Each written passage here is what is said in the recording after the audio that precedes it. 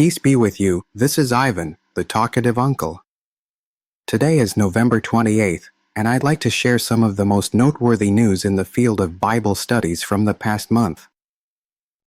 On November 10th, the Trinity Center for Biblical Studies, TCBS, at Trinity College Dublin announced that the proceedings of a symposium titled Prayer in the Bible, co-sponsored by Boston College and Trinity College, will be published in the prestigious academic journal Horizons in Biblical Theology. These research papers, edited by scholars such as David Shepard, Daniele Peverello, and Andrew Davies, are expected to be published in 2026, but their confirmation in November has already garnered significant attention in academic circles.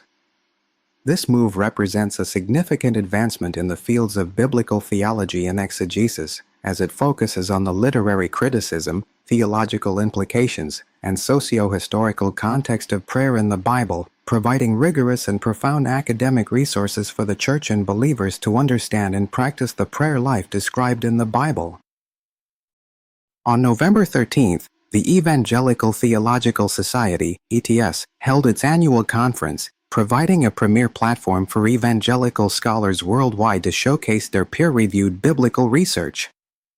One important exegetically study, presented by Professor Harwood of the Southern Baptist Theological Seminary, explored the potential connection between Jesus' discourse on the unforgivable sin, blasphemy, in the Gospels and the grave warning in Hebrews chapter 6 about abandoning the faith.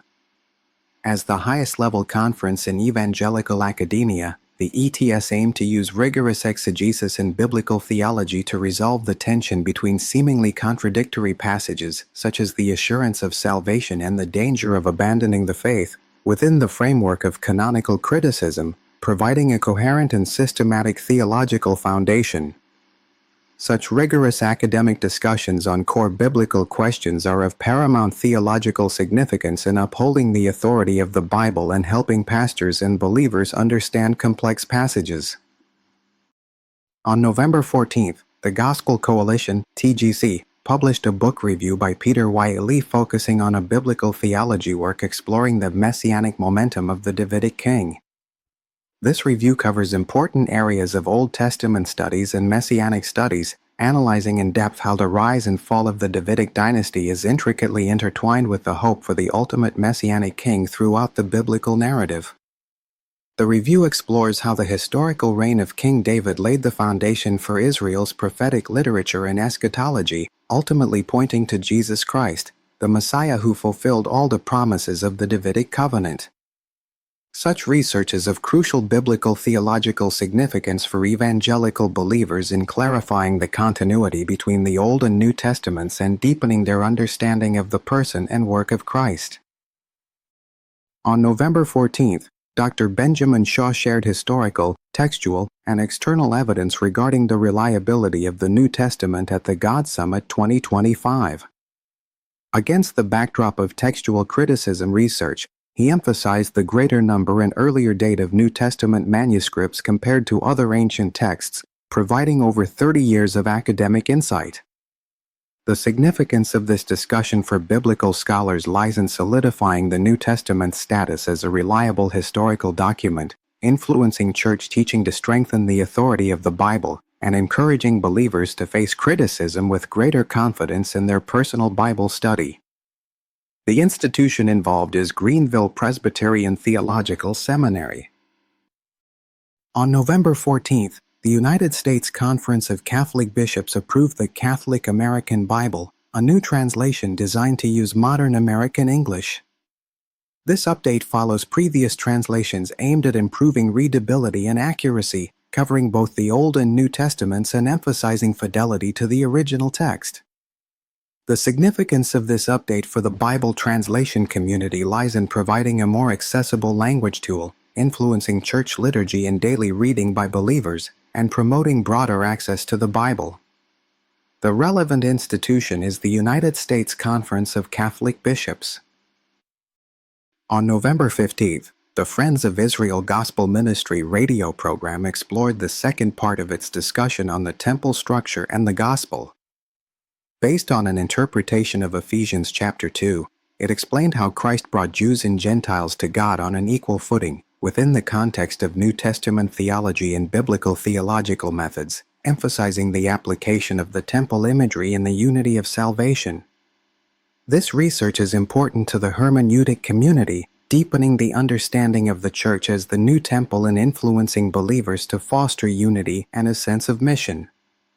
The organization involved is the Friends of Israel Gospel Ministry. On November 21st, the Megiddo mosaic, discovered near Megiddo prison in Israel, contains the earliest known inscription proclaiming Jesus as God, as well as images of fish related to Luke chapter 9. This artifact, a mosaic floor from an early 3rd century Christian gathering place, was recently analyzed after its discovery in 2005. Experts consider it as important as the Dead Sea Scrolls, providing direct evidence of early Christological and theological developments.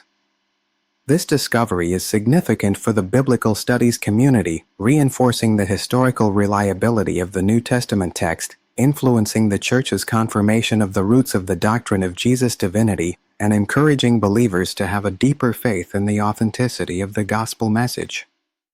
Archaeologist Jessica Rentz and the Israel Antiquities Authority are involved.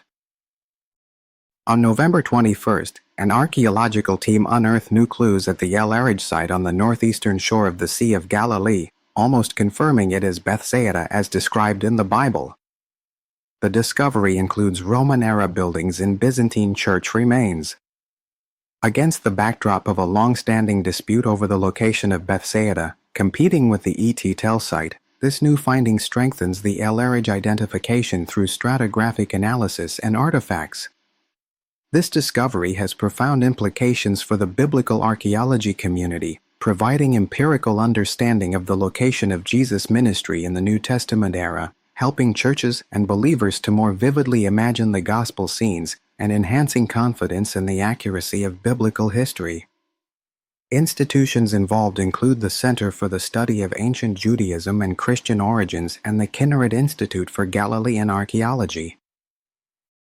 On November 22nd, at the annual meeting of the American Schools of Oriental Research, ASR, in Boston, a workshop entitled Orientalism in Biblical Archaeology and Scholarship, Heritage or a Pervasive Methodological Obstacle, attracted widespread attention.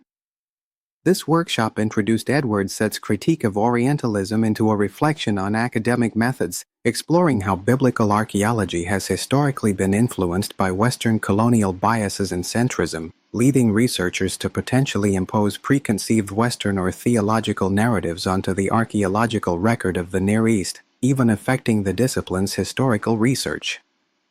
This discussion marks an active self-criticism of academic ethics and methodology, falling within the scope of post-colonial biblical criticism and socio-historical context studies. This trend reminds the biblical studies community that, in interpreting ancient evidence, it should move beyond traditional apologetic exploration, such as simply seeking proof of the Bible, and towards a more neutral and culturally sensitive approach to interpreting the historical and archaeological evidence of ancient Israel and its surrounding civilizations, thereby ensuring the objectivity and academic integrity of the research. The grass withers and the flowers fade, but the word of our God stands forever. Isaiah 40 verse 8, recent archaeological discoveries and textual analyses demonstrate that God's word has withstood the test of time and science. Even after 2,000 years, the reliability of His word remains unwavering. Let us, on our continued journey of research and exploration, rely firmly on this unchanging truth, believing that His word is a lamp to our feet and a light to our path. If you'd like to learn more about today's news or other content, please leave a comment below. Thank you for your support. Please subscribe, turn on notifications, and share to support this channel and help it continue. You can also visit my Patreon page to learn more. Let's get to know God, reflect on our faith, and live out Christ together.